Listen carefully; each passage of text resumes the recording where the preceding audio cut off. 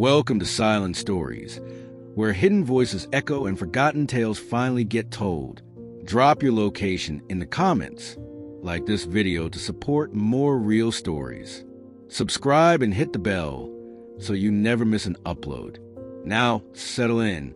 Today's story is one of mystery, heartbreak, and a strange twist that reopened a case long thought buried.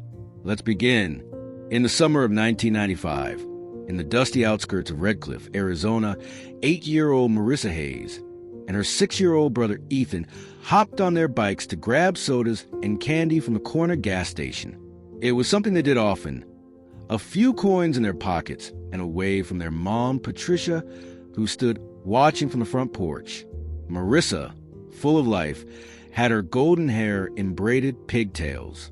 Ethan trailed behind, eager but clumsy on his red BMX bike. As they pedaled toward the station, the warm wind caught their laughter and pushed it down the sun-baked road. They chained their bikes to the rack, like always, and went inside. But something felt off.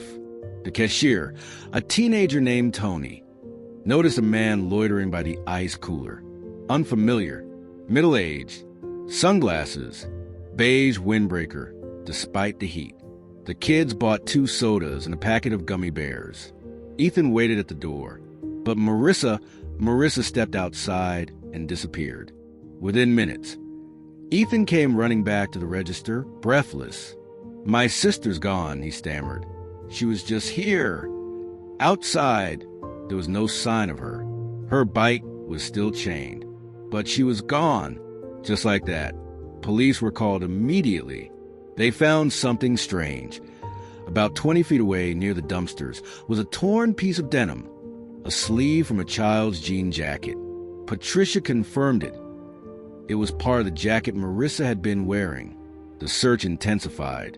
By nightfall, the town was crawling with officers, search dogs, volunteers combing the desert brush, and helicopters slicing the dust skies. But no trace of Marissa surfaced. No blood, no ransom note, no witnesses who saw her taken. The man in the windbreaker? Gone. Over the following weeks, search efforts widened. Highways, motels, train stations, border checkpoints. The FBI got involved. Marissa's face was on flyers, milk cartons, the evening news. But leads dried up. Witness statements contradicted. The man in the windbreaker was never identified. By the end of summer, the trail had gone cold, and so began the waiting. For years, Patricia never moved. She kept Marissa's room exactly the same. Dolls on the bed, half-read picture books. A calendar still open to June 1995. Ethan, guilt-ridden, withdrew from everyone. He became the quiet boy in class. He stopped riding bikes. He blamed himself. On Marissa's birthday each year, Patricia would light a candle in the window. "Come home," she would whisper. "Just come home." The town of Redcliffe changed. People didn't let kids walk to the store anymore. The gas station owner installed cameras, but none of it brought Marissa back. Eventually, the case file was box labeled cold and moved to archives. 17 years later, in August 2012, a man named Kyle Logan, on a road trip to California, pulled into a gas station in New Mexico. It was dusty, quiet. He stepped inside for a drink and happened to glance at the bulletin board behind the counter. There, among old Polaroids and trinkets, was something that made him stop cold. A child's bracelet with faded heart-shaped charms. Kyle's hands trembled. He pulled out his phone and showed the cashier a photo, an old one, a little girl with braids and a sparkle in her eye. "Where did that come from?" he asked. The clerk shrugged. "It's been there for years. Some guy found it at a scrapyard and left it here in the lost and found box." Kyle nodded, numb. The bracelet had been custom-made by Patricia for Marissa's 8th birthday. Only one existed.